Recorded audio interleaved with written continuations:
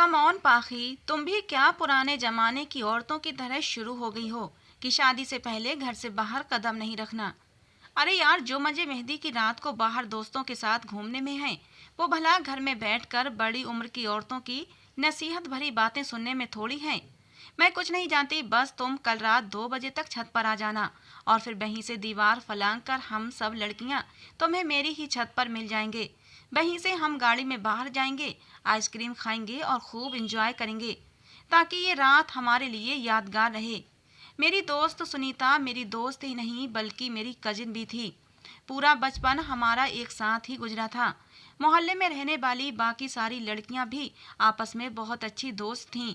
उनमें से कुछ की शादियां भी हो चुकी थीं और जिसकी भी शादी होती थी, हम मेहंदी की रात ऐसे ही उसे अपने साथ ले जाते, आइसक्रीम खाते और खूब ढेर सारी मस्ती करके वापस आ जाते थे, ताकि ये रात हमें हमेशा याद रहे।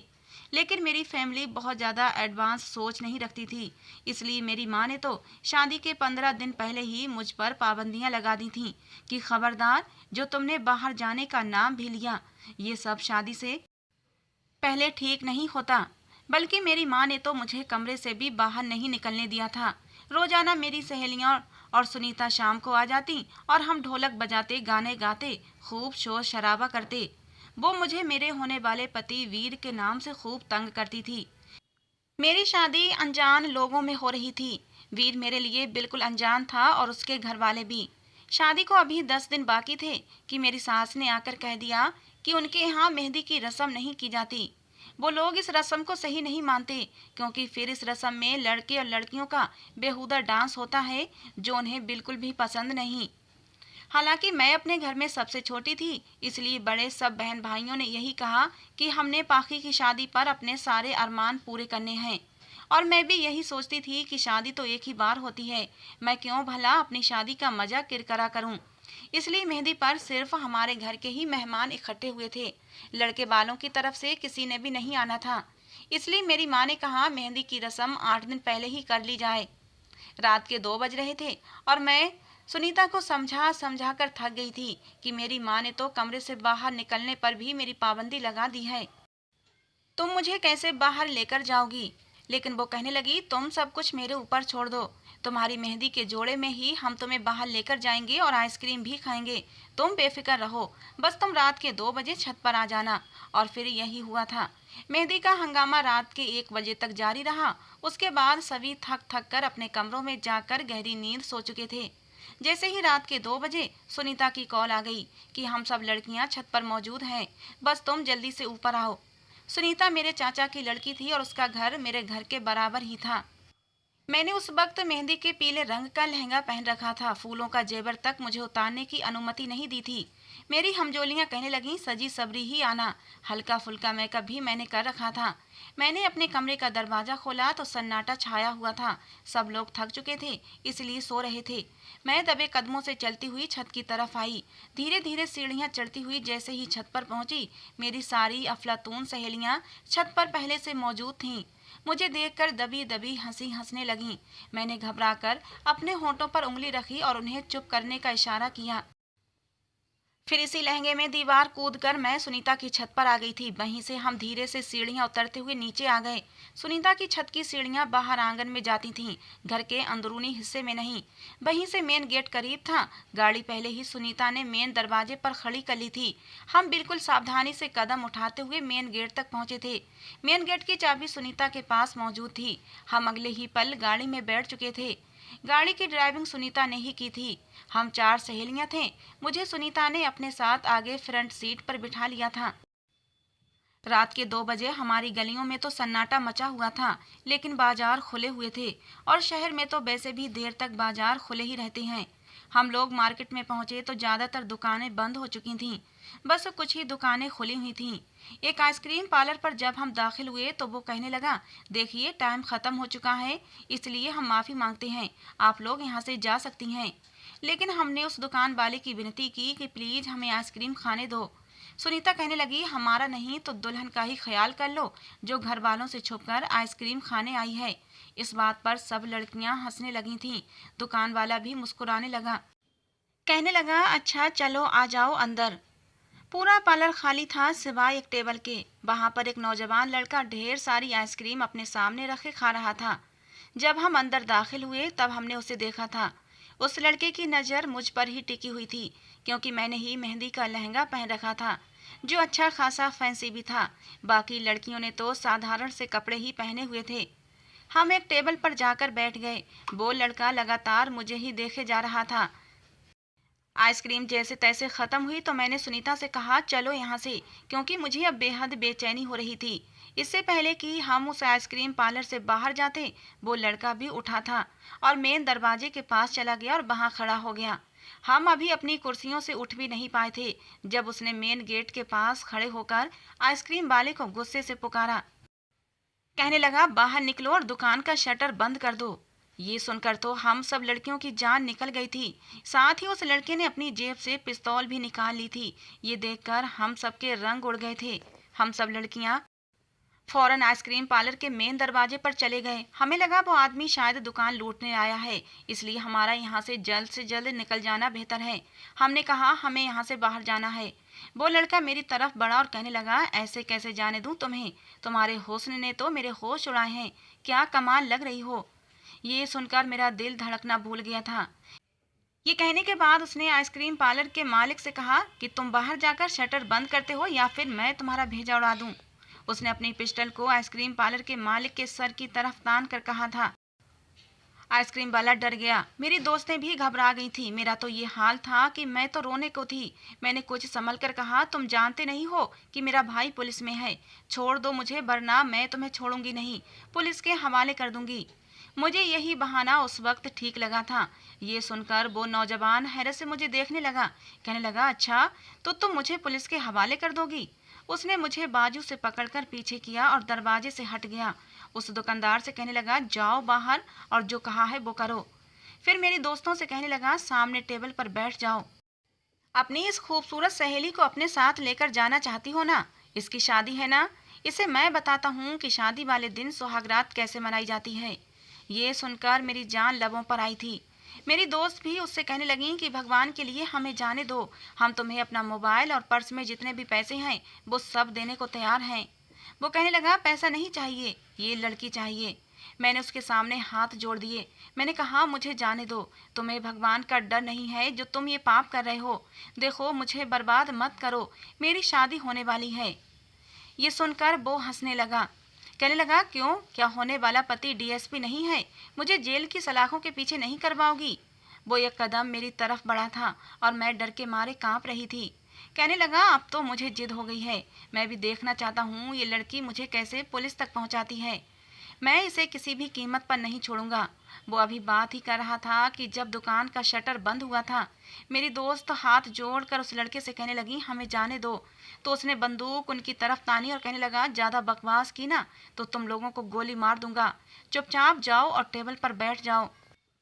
वो तीनों चुपचाप कोने में बने केबिन में चली गई थीं। वो लड़का मेरी तरफ बढ़ रहा था। मैंने कुर्सी उठाई और उसको मारने की कोशिश करने लगी, लेकिन उसने कुर्सी को पकड़कर एक तरफ फेंक दिया। कहने लगा, अगर तुमने कोई भी बदतमीजी करने की कोशिश की तो याद रखना, तुम्हारी इज्जत की अर्थी निकाल कर रख दूंगा। तुम्हें सुबह होने से पहले नहीं छोड़ूंगा, लेकिन अगर तुमने मेरी बात मान ली तो मैं तुम्हें जल्दी ही छोड़ दूंगा और तुम वापस अपने घर चली जाना और शादी मनाना। उसके शब्दों से और उसके अंदाज से लग रहा था जैसे वो नशे में है। कहने लगा, किसी को कानो कान खबर नहीं होगी। लेकिन मुझे ये बात मंजूर ही नहीं थी। मैं कैसे कोई पाप कर सकती थी। मैंने कहा, तुम मुझसे दूर रहो, मैं तुम्हें जिंदा नहीं छोड़ूंगी। मैं तुम्हें पुलिस के हवाले कर दूंगी। पूरी जिंदगी हवालात के अंदर सड़ते रहोगे। लेकिन उस आदमी ने बड़ी बेदर्दी से मुझे अपनी हवस का निशाना बनाया था।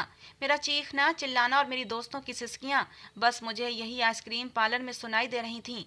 अपनी ख्वाहिश पूरी करने के बाद वो लड़का कहने लगा, अगर तुम ये सब कुछ शराफत से करने देती तो मैं तुम्हें छोड़ देता, लेकिन अब मैं तुम्हारी कमर पर कुछ ऐसी निशानी लगाऊंगा कि तुम्हारा पति शादी की रात ही उसे देखकर तुम्हारी हकीकत जान जाएगा। ये कहने के बाद उसने अपनी जेब से कोई नुकीली चीज निकाली थी। मैं उस वक्त वैसे भी बिल्कुल बेजान हो चुकी थी। उस आदमी ने मुझे अपने जुनून का निशाना बनाया था। मेरे अंदर इतनी हिम्मत ही नहीं थी कि मैं अपना बचाव कर सकती। उसने मेरी कमर के निचले हिस्से पर न जाने क्या लिखा था कि मैं दर्द से बिलबिला उठी थी। उसके बाद वो मेरी दोस्तों से कहने लगा, जाओ ले जाओ इसे। मेरी दोस्त मुझे गाड़ी तक लेकर गई थी। मुझे यहाँ आने पर अब पछतावा हो रहा था। काश कि मैंने अपनी माँ की बात न टाली होती, अपनी दोस्तों की बात न मानती, रात के समय अपनी मेहंदी के जोड़े में बाहर न जाती। मेरी दोस्त भी अब बुरी तरह रो रही थीं और मुझसे माफ़ी मांग रही थीं, लेकिन मैं चुपचाप गुमसुम बैठी हुई थी। अब सुबह के 4:30 बज चुके थे। सुनीता की छत से ही मैं अपनी छत पर गई और अपने कमरे में आ गई और अपनी किस्मत पर फूट फूट कर रोने लगी। मेरे दिल से अब उस लड़के के लिए बद्दुआएं निकल रही थीं, लेकिन कसूर तो मेरा भी था। मुझे इस समय जाना ही नहीं चाहिए था। सुबह तक मुझे तेज बुखार हो चुका था। मेरी माँ ये सब देखकर परेशान हो गईं। उन्हें लगा बुखार की वजह से मेरी ये हालत हुई है। ये दिन मेरे बड़े ही तकलीफ में गुजरे थे। सुनीता ने कहा था कि तुम किसी से कुछ मत कहना, किसी को कुछ भी पता नहीं चलेगा, और वैसे भी कुछ ही दिन में तुम्हारी शादी हो जाएगी। लेकिन भला मैं ये बात अपने पति से कैसे छुपा सकती थी? और फिर मेरी इज्जत दागदार करने के बाद उस आदमी ने न जाने मेरी कमर पर क्या लिखा था कि मेरा पति शादी की पहली रात ही मेरी हकीकत जान जाता। मेरी शादी होने वाली थी, लेकिन मेरी रंगत बिल्कुल पीली पड़ चुकी थी। मैं हर वक्त रोती रहती थी। मेरी माँ मुझसे मेरे रोने की वजह पूछती तो मैं कह देती कि आप लोगों से जुदा होने का गम है। लेकिन गम तो कुछ और ही था। मैं जानती थी अगर मेरे पति को पहली रात ही सब पता चल गया तो वो मुझे तलाक दे देगा। फिर मैं अपने घर वालों को क्या जवाब दूंगी? मेरे घर वाले मुझे ही भला बुरा कहेंगे कि तुमने हमारी नाक कटा दी, हमारी इजाज़त के बगैर रात को क्यों गईं। हालांकि मेरी दोस्तों का यही प्रोग्राम रहा कि शादी के बाद भी वो रोज़ाना आती और मेरा दिल बहलाने की कोशिश करती रहीं। कहती किसी को शक नहीं होगा, लेकिन सन्नाटा तो मेरे दिल के अंदर था, जो किसी भी पल कम नहीं होता था। उस लड़के के लिए मेरे दिल से हर पल बद्दुआएं निकला करती थीं।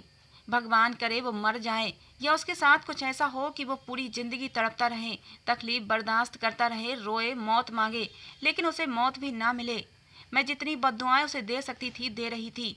उस लड़के ने मेरी जिंदगी बर्बाद करके रख दी थी। मैं जानती थी कि मेरी शादी का अंजाम क्या होने वाला है।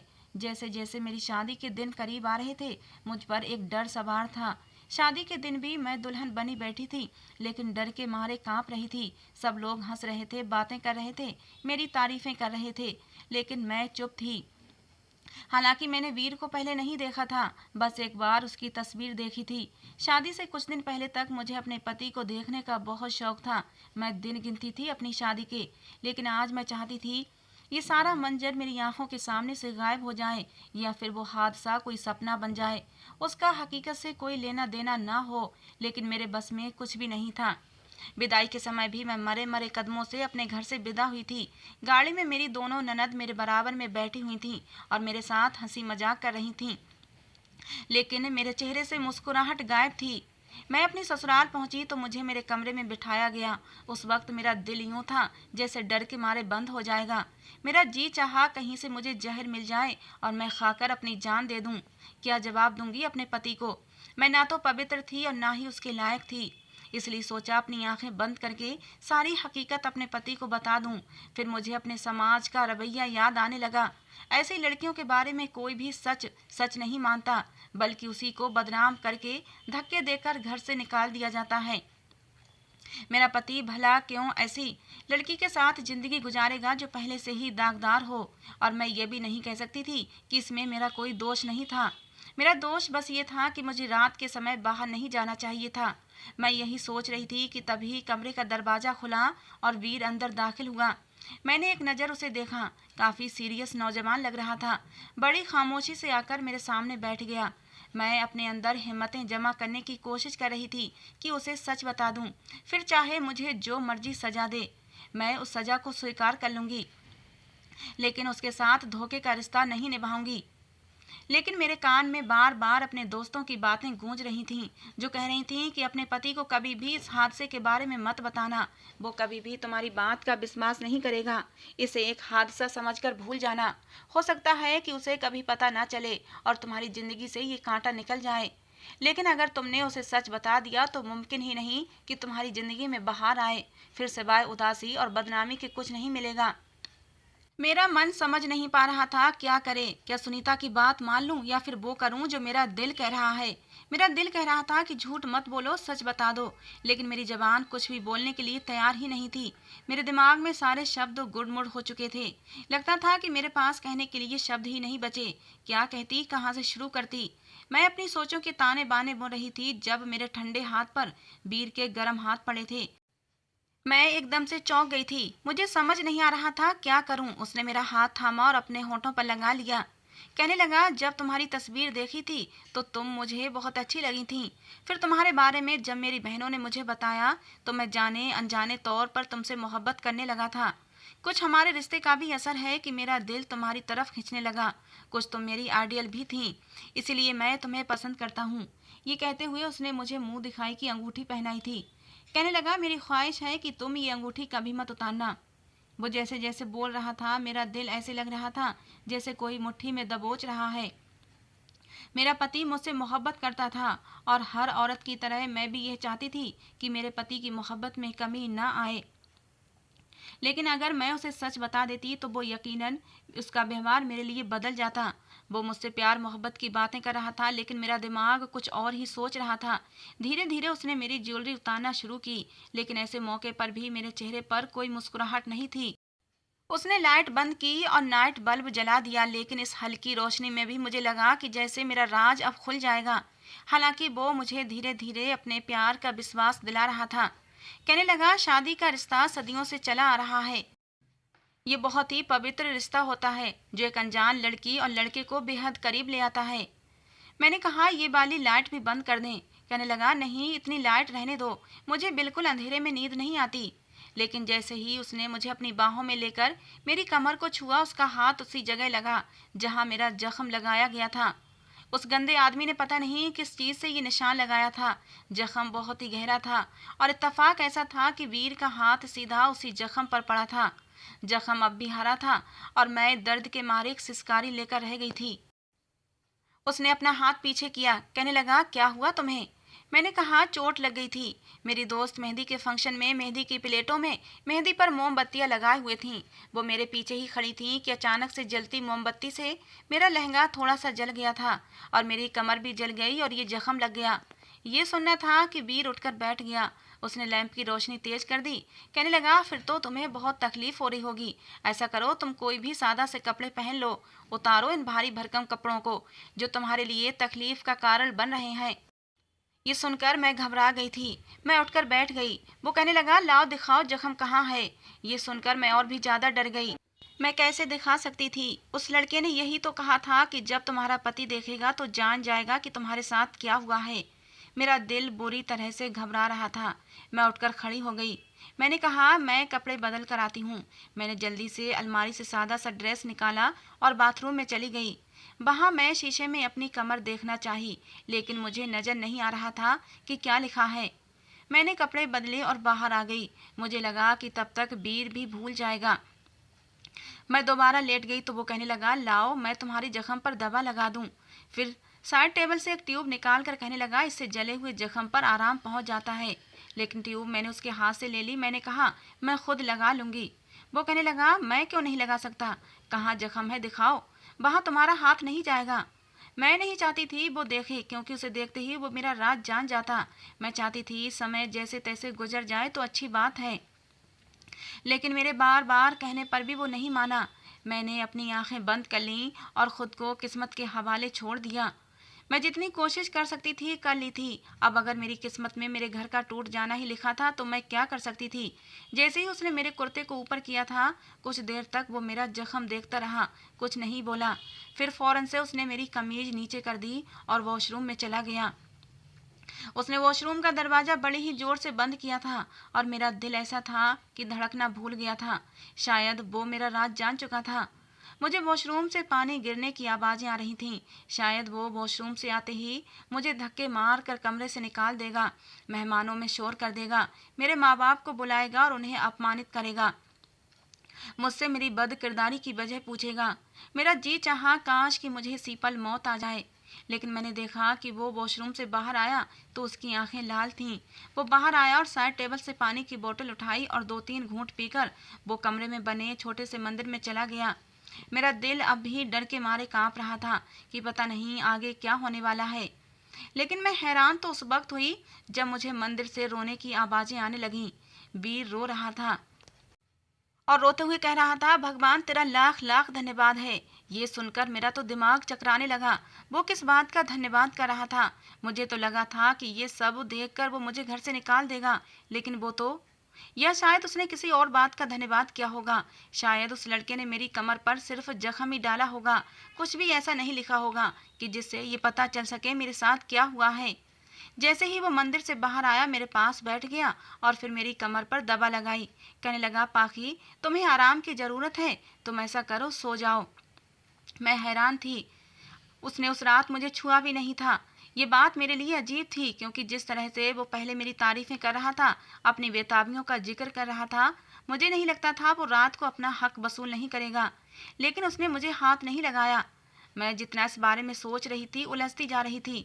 सुबह नाश्ते के बाद वो कहने लगा, मैं तुम्हें किसी से मिलवाना चाहता हूँ। फिर वो मुझे ऊपर ले गया। एक कमरा था जो कि बंद था। उसने हल्की सी दस्तक दी। अंदर से आवाज आई, कौन है? वीर कहने लगा, मैं हूँ वीर, विवेक दरवाजा खोलो। अंदर से आवाज आई, वीर तो आ जाओ ना यार, दरवाजा खुला है। जैसे ही वीर ने दरवाजा खोला, मुझे लगा कि जमीन फटी है और मैं उसके अंदर चली गई हूँ। मुझ पर जैसे कयामत टूटी थी, क्योंकि सामने तो वही लड़का व्हील चेयर पर बैठा हुआ था। जितना उसे देखकर मैं हैरान थी, उतना ही वो लड़का मुझे देखकर हैरान था। मेरा दिल तो ये था कि धड़कना भूल गया था। मैं फौरन से पलट गई। मैं बाहर जाने लगी जब वीर ने मेरा बाजू पकड़ा। कहने लगा, ये मेरा छोटा भाई है, मिलोगी नहीं इससे? ये सुनकर तो मुझ पर जैसे कयामत टूटी थी। वो भी फटी फटी आंखों से मुझे देख रहा था। ये कैसी आजमाइश थी मेरे लिए। मेरा घर तो शायद अब वाकई बर्बाद हो जाता। वीर मुझे अंदर ले गया। कमरे का दरवाजा भी बंद कर दिया। वो लड़का मुझसे नजरें चुरा रहा था, मिलाता भी कैसे। उसके चेहरे से पसीना बहने लगा। वीर मुझे उसके पास ले गया। उसके सामने रखे सोफे पर मुझे बैठने के लिए कहा और खुद भी बैठ गया और उस लड़के से पूछने लगा, विवेक क्या ये वही लड़की है? ये सुनना था कि मेरी जान निकली थी, तो क्या वीर ये सब जानता था? विवेक ने नजर नहीं उठाई थी, हालांकि उसने अपना सर हिलाकर हाँ का इशारा किया था। साथ ही साथ वो फूट फूट कर रोने लगा। कहने लगा, मुझे माफ कर दो, मैंने तुम्हारे साथ बहुत बड़ा जुल्म किया था, लेकिन देखो मुझे इसकी कितनी बड़ी सजा मिली है। कहने लगा, उस रात मेरे दोस्तों ने मुझे शराब पिला दी थी और अगर मैं ऐसे ही घर चला जाता तो मेरी माँ को पता चल जाता। इसलिए मैं आइसक्रीम पार्लर पर जाकर ढेर सारी आइसक्रीम मंगाई और खाने लगा।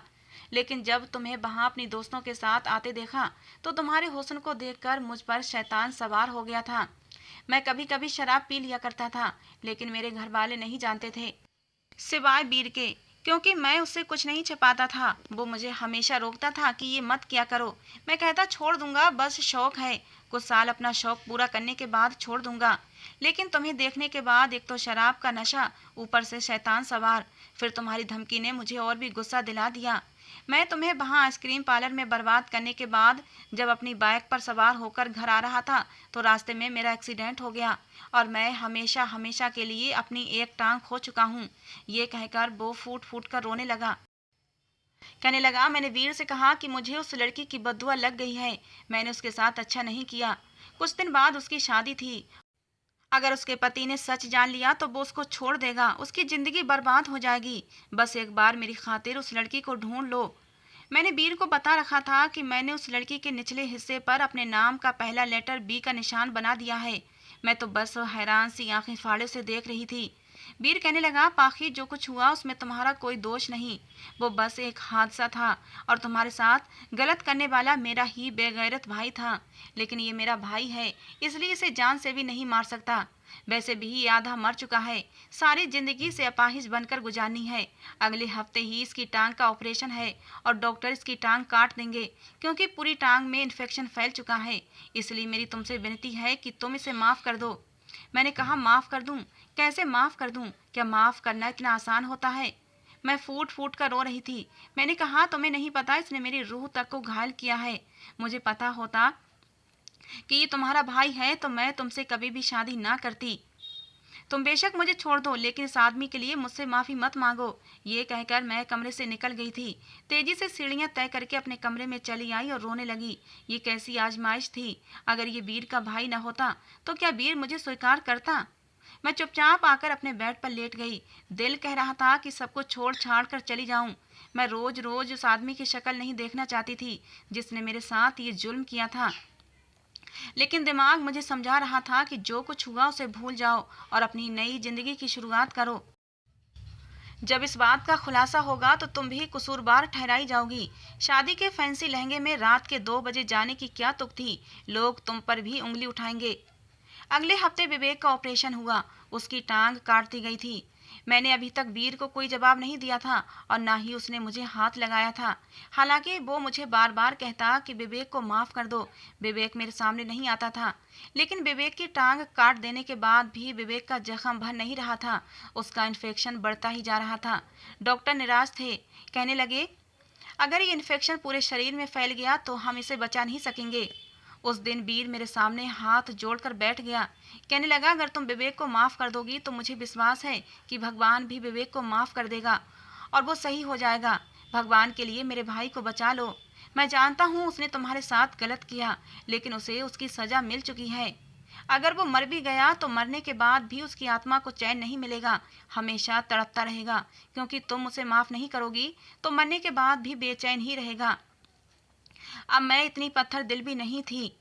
विवेक की चीखें मेरा दिल दहला देती थीं। उसकी तकलीफ दिन ब दिन बढ़ती जा रही थी और उस दिन मैं बिना किसी को बताए विवेक के कमरे में चली गई थी। मुझे देखकर उसकी आंखों में आंसू आ गए थे और मेरे सामने उसने हाथ जोड़ दिए। मैंने विवेक के हाथों को थाम लिया। मैंने कहा, विवेक, मैंने तुम्हें माफ़ कर दिया है। उस रात तुमने जो किया शायद नशे की हालत में किया था, लेकिन मेरी रूह भी तुम्हारी उस हरकत से घायल हो गई थी। लेकिन तुम्हारी तकलीफ को देखकर मैं तुम्हें माफ़ करती हूँ और भगवान से प्रार्थना करूँगी कि वो भी तुम्हें माफ़ कर दे और तुम्हारी तकलीफ को कम कर दे। ये कहकर मैं कमरे से बाहर चली आई थी। मैंने भी भगवान के सामने हाथ जोड़कर विवेक की सेहतमंद होने की दुआएं मांगी थीं। तीसरे दिन विवेक अमेरिका चला गया था अपना इलाज करवाने और वहाँ पर अच्छे से अच्छे डॉक्टर से उसका इलाज कराया गया। कुछ ही दिन में खबर आई थी कि विवेक एकदम ठीक हो गया है और ये खबर सुनकर मेरे दिल को भी सुकून आ गया था। पूरे 2 महीने के बाद वीर ने और मैंने अपनी शादीशुदा जिंदगी की शुरुआत की थी। 6 महीने के बाद विवेक घर आया था। घर वाले उससे मिलकर बहुत खुश हुए थे। किसी को भी उम्मीद नहीं थी कि वो बच जाएगा, लेकिन भगवान के चमत्कार पर सब लोग खुश थे। उसको नकली टांग लगा दी गई थी और वो लंगड़ा कर चलता था। कुछ दिनों में ही उसने एक अनाथ आश्रम खोल लिया था और अनाथ बच्चों और विधवा बेसहारा औरतों को अपने अनाथ आश्रम में सहारा देने लगा था। जब विवेक को ये सब काम करते देखती हूँ तो दिल को सुकून मिलता है कि मैंने सही समय पर उसे माफ़ करके उसे जीने की एक उमंग दी थी। अगर मैं उसे माफ़ न करती तो शायद वो अपनी ज़िंदगी की जंग हार जाता और जहाँ वो आज इतने अनाथ और बेसहारा लोगों की मदद कर रहा है वो नहीं कर पाता। तो दोस्तों, आज की हमारी ये कहानी आपको कैसी लगी ज़रूर बताना। पसंद आई हो तो प्लीज़ लाइक करना। रोज़ एक नई कहानी सुनने के लिए हमारे चैनल को भी सब्सक्राइब करना। मिलते हैं दोस्तों अगली किसी नई कहानी के साथ।